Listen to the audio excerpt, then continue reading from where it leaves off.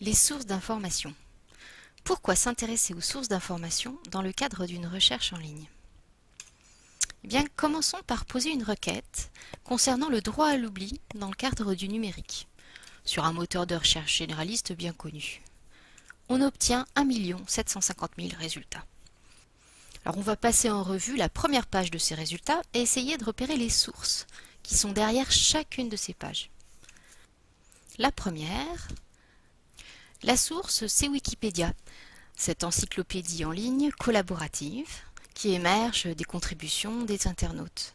Elle est bien connue, on sait qu'elle peut être relativement fiable sur certains sujets, et sur les sujets les plus polémiques, ce n'est pas toujours évident d'y trouver des informations fiables.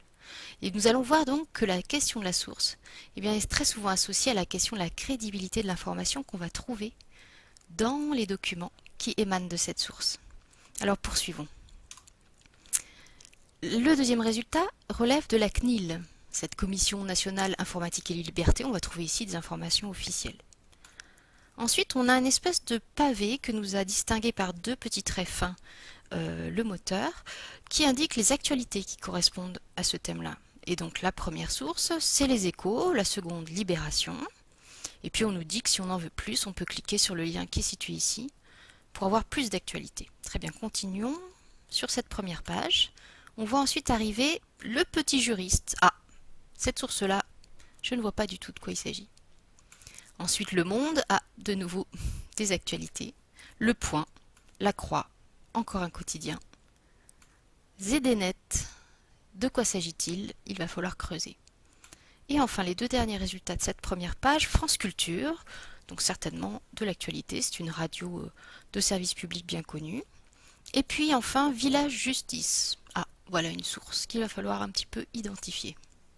Alors si on fait un bilan des sources de la page 1, on s'aperçoit que on a eu toute une série de quotidiens, d'actualités ou de sites d'information. On a eu aussi la CNIL, qu'on pourra catégoriser comme étant un site web de nature officielle.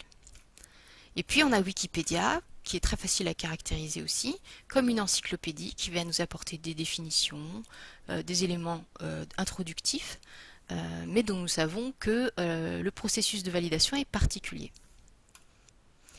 Et enfin, nous avons ces trois sources non identifiées, Village Justice, Le Petit Juriste et ZDNet. Alors si on poursuit sur les pages suivantes, on va voir arriver le site du ministère de la Justice sur cette question, qu'on va classer dans les sites web officiels. Et puis aussi, alors le cercle Les Échos. Donc de quoi s'agit-il? Toute l'Europe, là encore, on ne sait pas très bien de quoi ça relève. Université d'Assas. Et puis Gauche de combat, qui affiche clairement une orientation politique. Alors que penser de tout ça? Eh bien, on voit que les sources sont extrêmement variées et qu'elles sont toutes mêlées dans les réponses que va nous donner un moteur de recherche généraliste. Cela va nous demander un effort d'évaluation particulier quand on rencontre des sources peu connues. Et puis également un effort de tri, puisque sans doute seulement une partie de ces réponses va être intéressante pour nous.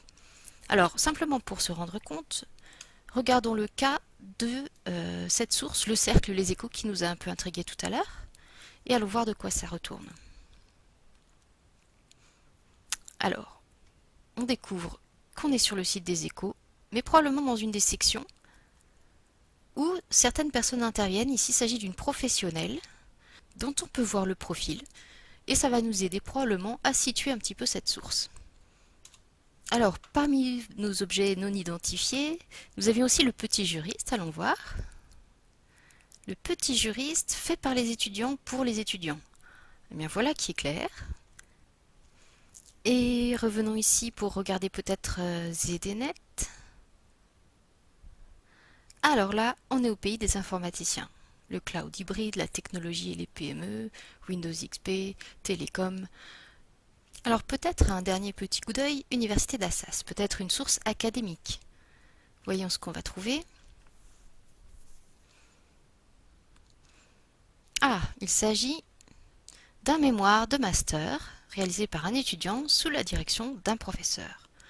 Alors, probablement des choses très intéressantes, un processus de validation académique et en même temps peut-être pas non plus une garantie parfaite de qualité, d'exactitude, de fiabilité puisque c'est un étudiant qui a produit ce mémoire.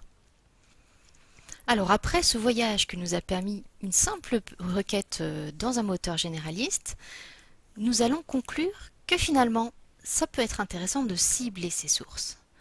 Effectivement, en fonction de la nature de l'information qu'on recherche, on n'aura pas forcément envie de voir arriver des millions de résultats.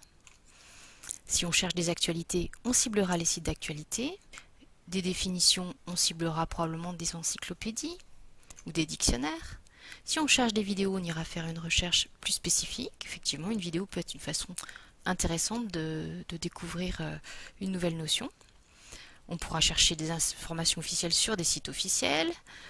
Si on a besoin d'un niveau d'expertise élevé, eh bien, on ira rechercher probablement au niveau des sites académiques ou bien sur des sites spécialisés. Et puis, en termes de sélectivité et de crédibilité aussi, ça va être intéressant de cibler des sources. Puisque, prenons l'exemple d'Encyclopædia Universalis en ligne, vous pourrez essayer, avec la même requête, on obtient un unique résultat. C'est un article. Ce sera certainement très efficace de commencer par lire cet article si on a besoin de s'éclaircir les idées sur le sujet. Dans un catalogue de bibliothèques universitaires, on aura 21 résultats, pas plus, et tous correspondent à une littérature qui a été validée. Encore une possibilité, si on s'intéresse véritablement à des informations officielles, on peut aller sur le site de la CNIL et utiliser le petit moteur de recherche qui est associé à ce site. Là, on va trouver 36 résultats et ce seront tous des articles qui ont été validés par la CNIL. Après cette brève introduction, vous allez pouvoir parcourir les étapes qui suivent dans cette séquence, qui vous permettront de vous repérer dans les sources d'information, puis de bien comprendre l'importance de la notion de source, et enfin de faire une petite expérience en confrontant différentes sources sur un sujet sensible. Bon travail!